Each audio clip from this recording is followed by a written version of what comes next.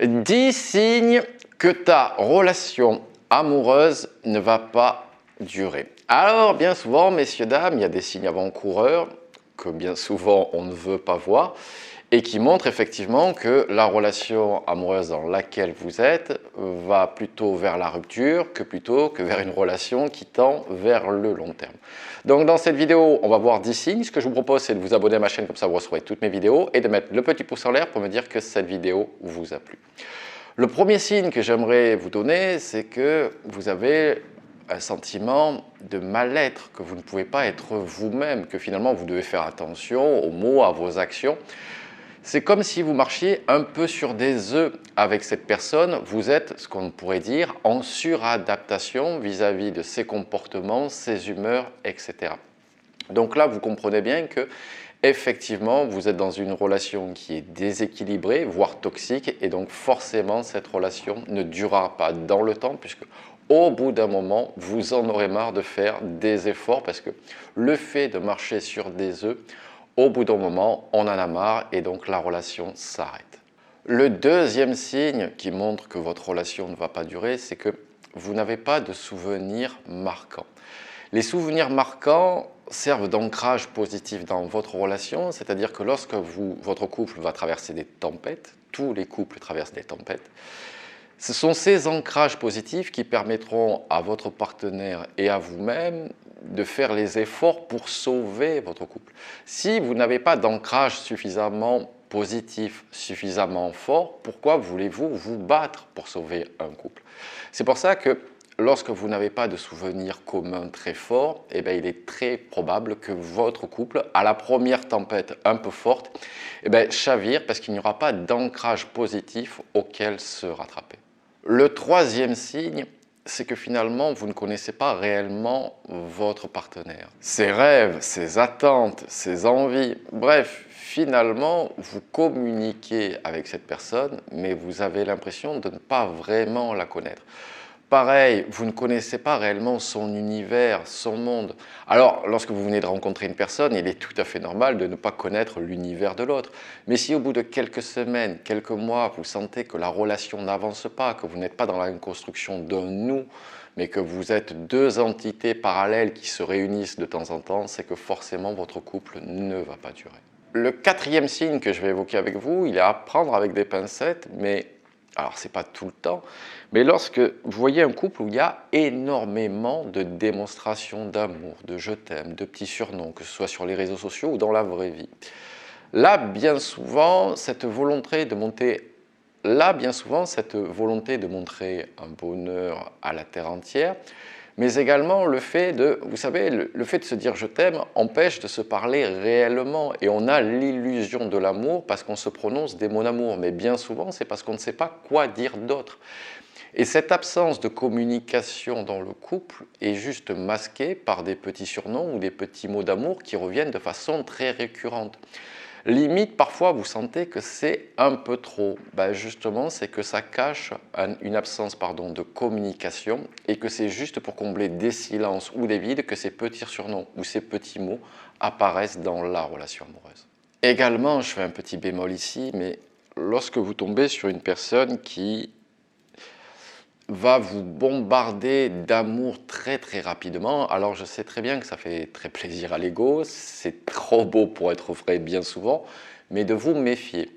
Non pas forcément que la personne soit manipulatrice ou qu'il y ait une personnalité avec une volonté autre, mais ça peut être un emballement émotionnel. Effectivement, sur les quelques rendez-vous que vous avez eus, vous procurez beaucoup d'émotions, la personne s'emballe, mais attention, ce ne sont pas des sentiments, ce sont plutôt des émotions positives, et c'est pour ça que parfois une relation part explosivement, tout part sur des roulettes et très rapidement ça retombe sur un soufflet parce qu'il y a eu un emballement émotionnel. Le cinquième signe qui me fait dire que votre relation ne va pas durer, c'est lorsque votre relation est secrète. Finalement, la relation est uniquement basée sur chez lui ou chez vous. Ce qui montre justement qu'il n'y a pas une volonté de s'afficher, il n'y a pas une volonté de projection de ce couple. Alors c'est toujours pareil, les premiers rendez-vous, bien évidemment que vous n'allez pas vous afficher sur les réseaux sociaux, dans la rue, etc. Mais si au bout de quelques semaines, quelques mois, vous ne sentez pas d'évolution, vous ne sentez pas qu'il y a une volonté justement de s'afficher avec vous, c'est bien évidemment que le projet n'est pas d'aller très très loin dans cette relation amoureuse. Ici, c'est pareil, si la personne, lorsque vous promenez, se tient à une distance, on va dire qu'il n'est pas adapté à une relation amoureuse, que cette personne refuse de vous tenir la main. Bref, vous sentez que cette relation, finalement, est plutôt cachée, plutôt secrète. Parfois avec des excuses valables, comme mon ex traîne dans les parages, j'ai pas envie qu'on ait de problème, etc. Parfois avec des excuses qui sont plutôt de l'ordre du bobard. Et même, j'ai envie de vous dire, est-ce que vous avez envie d'une relation cachée?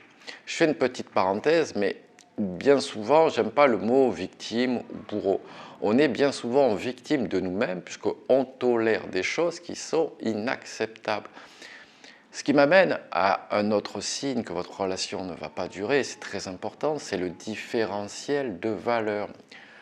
On ne peut vivre avec une personne que si notre référentiel de valeur est similaire. Sinon, il y aura trop de friction, trop d'incompréhension. Cela demandera trop d'efforts à l'un et à l'autre de se comprendre. C'est pour ça qu'il y a des frictions dans un couple. C'est parce qu'on a un système de valeurs qui y est différent. Bien souvent d'ailleurs, pour ça qu'il y a des incompréhensions. Lorsqu'on parle, lorsqu'on dit quelque chose, notre interlocuteur peut l'interpréter de différentes façons, selon notre tonalité, selon notre langage corporel, selon notre façon de nous exprimer, selon la récurrence des mots employés. Bref, tout un tas de choses qui peuvent faire que notre communication soit mal interprétée. Mais là, si vraiment vous avez des différentiels de valeurs qui est trop important, je peux vous dire que votre relation ne va pas durer, puisque ça sera un choc de deux mondes. Encore une fois, le couple, c'est la construction d'un monde qui est la construction du nous. Ce sont deux entités qui amènent des valeurs parfois différentes, avec des valeurs communes. Mais si vous n'avez pas ce socle de valeurs communes hautes, forcément, vous ne pourrez pas construire une relation qui soit épanouissante, puisqu'il y aura trop d'incompréhension, trop de friction. Un autre signe qui me fait dire que votre relation amoureuse ne va pas durer, c'est lorsque votre partenaire pointe vos différences, que ce soit de valeurs, d'opinions, etc. Alors, je n'ai pas dit une fois, encore une fois, on peut ne pas être d'accord, il n'y a pas de souci là-dessus. Mais lorsque vous sentez vraiment que là, votre partenaire pointe du doigt, vraiment vos différences de style, de goût, d'attente, c'est vraiment que votre partenaire est en train de réfléchir très sérieusement à la séparation. Puisque lorsqu'on est dans une phase de construction, on tend à cacher justement nos différences pour se servir que des points communs pour avancer. Là, c'est l'inverse. Votre partenaire ne voit plus que vos différences et donc ce qui me fait dire qu'il se pose des questions sur une éventuelle séparation. Le 9e signe qui me fait dire que votre relation amoureuse ne va pas durer, c'est également l'absence de projet, l'absence de projection à l'avenir. Alors bien évidemment, ça dépend depuis combien de temps vous êtes avec votre partenaire. Et ça dépend éventuellement, on n'est pas obligé d'avoir que des gros projets, mais même des petits projets. Lorsque vous venez de rencontrer une personne, par exemple, ça va être qu'est-ce qu'on va faire la prochaine fois qu'on se voit, qu'est-ce qu'on va faire le week-end prochain. Ça, c'est un projet. On n'est pas obligé d'avoir des projets comme enfant, maison, le labrador et je ne sais pas quoi. Mais si vous n'avez pas des projets structurants qui vous mènent dans une direction avec votre partenaire, j'en reviens aux ancrages. Ce qui fera qu'à la première tempête, vous vous poserez les questions de pourquoi vous vous associez avec cette personne, parce que vous n'avez pas de projet structurant. Votre couple n'a pas, si vous préférez, de raison d'être hormis vos bons sentiments.